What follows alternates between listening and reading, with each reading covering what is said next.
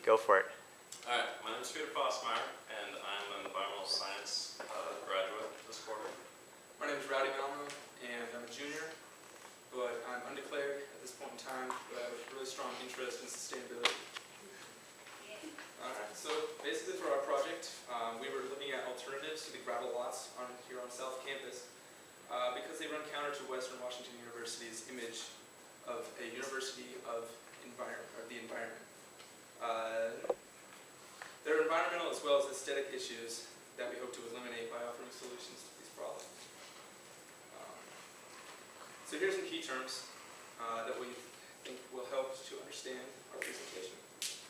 The diagram on the right describes what happens when stormwater hits impervious surfaces and flows into local streams. However, we're only focusing on the runoff part of the parking lots, not the above with the roofs.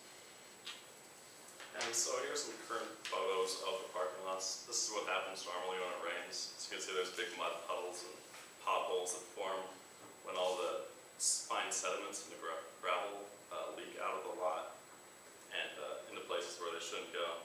So this causes some aesthetic and environmental issues that are a problem for Western.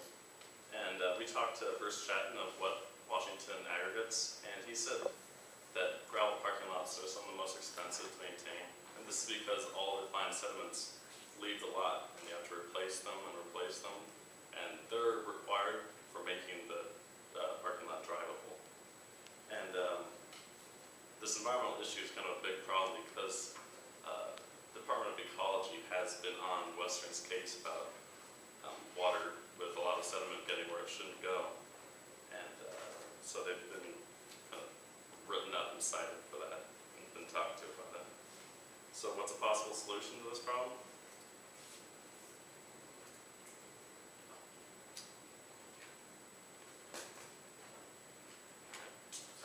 There should be a YouTube video playing, but it's not going. There you go. There you go. What'd you do? Alright, there we go. Okay, so here's some water being pumped onto a pervious pavement. And so a pervious pavement is a solid, open graded surface over an underlying gravel drainage bed. And so when the water hits the pavement, it'll flow down through the pavement and just be stored in the gravel storage bed underneath. And from there, it can slowly infiltrate into the native soil in the ground. And if there was any contaminants or pollutants on the surface, they'd be carried down into this gravel storage bed where they can cleanse naturally. And this will also recharge groundwater.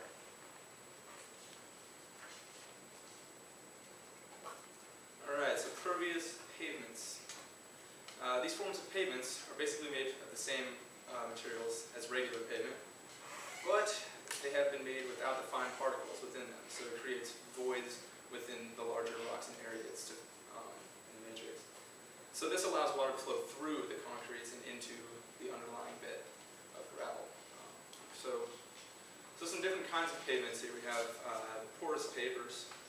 So porous pavers, we took a look at them. They weren't really that great for our project. In one of the case studies we did with Evergreen College, Mark Corbandy, who works with the facilities management there, told us that the pavers they use on the campus are a pain to maintain due to the issues relating to weeds and grass and other sediments that clog the pavers. And not to mention, they're really bad for wheelchair use.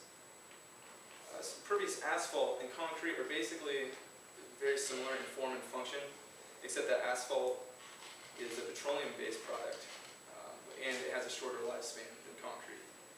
It's federally funded studies have shown in the long run that concrete pavements cost 13 to 28% less than the asphalt pavements. Asphalt is cheaper, but for greater longevity and sustainability issues related to petroleum-based chemicals, we decided that permeable concrete is the best permeable surface for the lots. Along with that, not quite. Along with that, concrete can be made out of any color, including brick red. So imagine Westerners' image of red brick campus along to the parking lots, and it would be sustainable.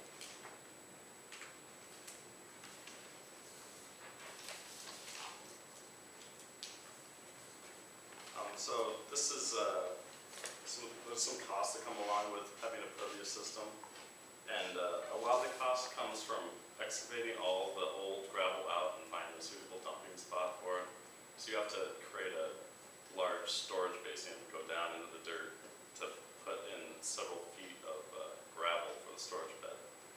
And so just for materials and finding a place to take all the old material from, it'd be just for one parking lot, one C lot, it'd be close like over $2 million. So it's expensive, but there's also a lot of benefits that come with that. It's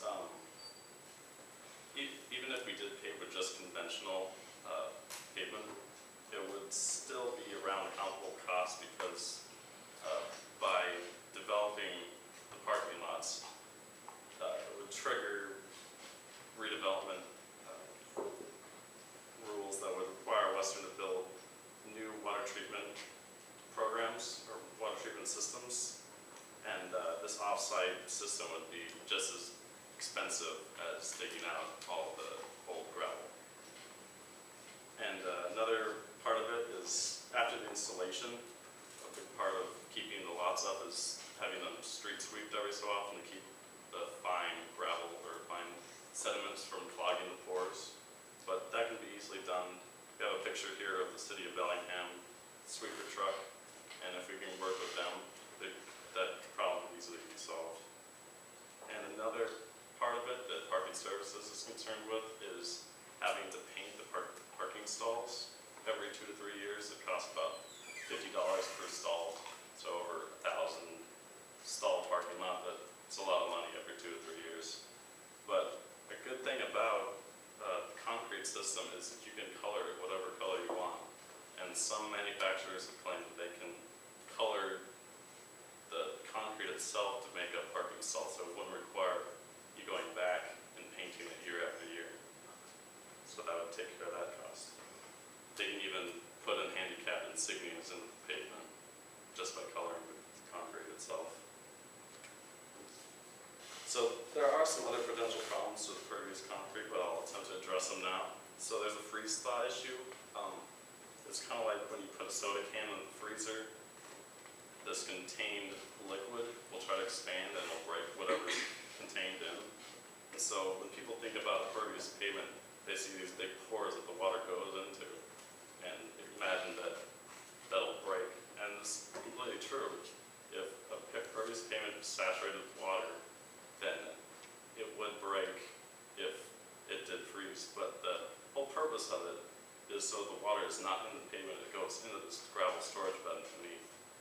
And so if that didn't happen, then the pavement wouldn't be operating as it was supposed to anyways. And so as you can see in this picture, what actually happens is the water flows right through the pervious concrete in this red circle, but this black part is the impervious asphalt, and it makes these big black ice pools because the water has nowhere to go. And so the clogging I already talked about is all that is required is sweeping with a vacuum truck. And another part that causes a lot of projects to fail is not making sure that the soils underneath can actually infiltrate this water like it's supposed to. And so making sure that the soils are good for that. We have a basic map here. This is a soils map. You can see the blue is where soils are classified as good enough for infiltration, but this would require actually on the ground testing to confirm.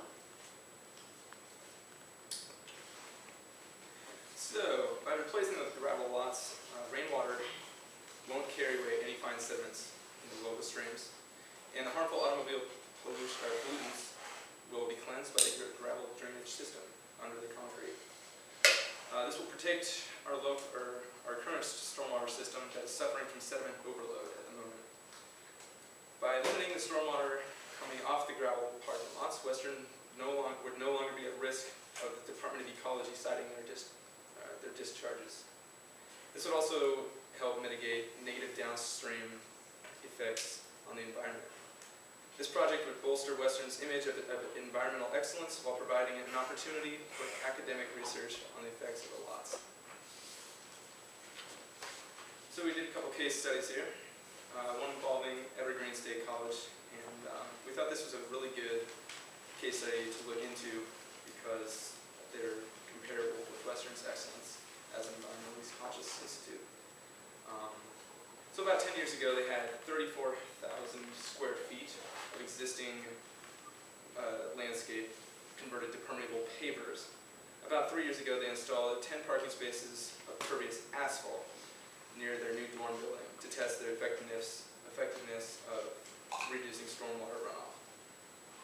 They have seen a net reduction of stormwater into Houston Creek, their local drainage outlet. The water quality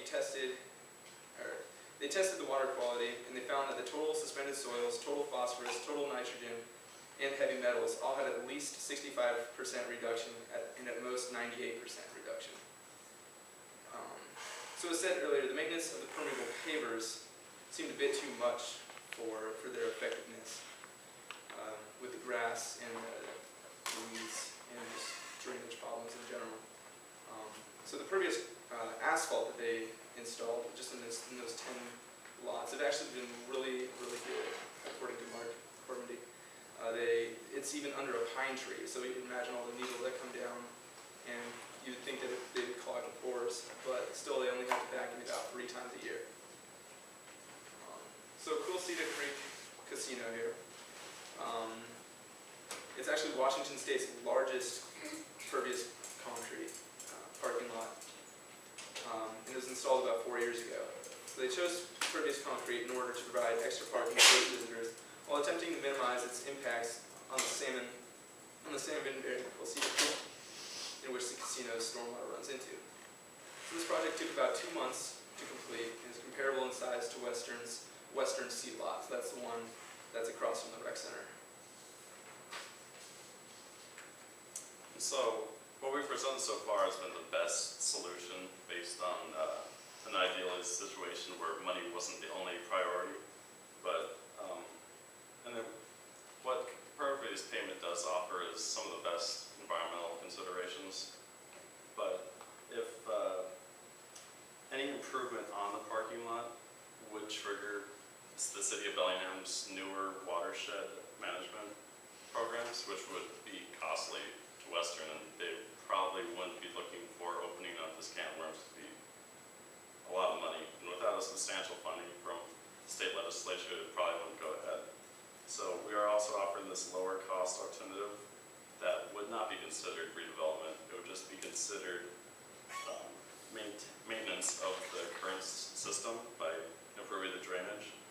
So this system includes a 20-foot large grass filter strip. This would help to kind of filter out the sediments, and then this flows into this gravel drainage bed that is also infiltrates water, and so this system would help reduce sediment loading as well as just the volume of water. And another possibility to go along with this is to rearrange the parking lots and have the same kind of grass filter strip in between the bumpers of the cars. And this would help intercept some of the water and slow it down as it was moving through the gravel parking lot. And this would make it so that the water doesn't pick up quite as much sediments as it moves through this whole parking system.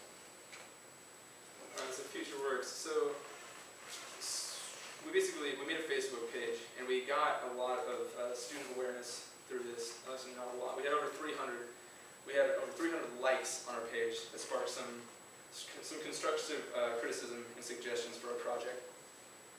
We also made a poster and a survey for students to fill out about the gravel lots, but this information didn't really make it to the public, and I think we wanted to expand with that and get some support from the students, maybe even some faculty, and have them fill out some surveys about if they would pay more for a parking pass, or like what they think the lots are, like how the conditions are.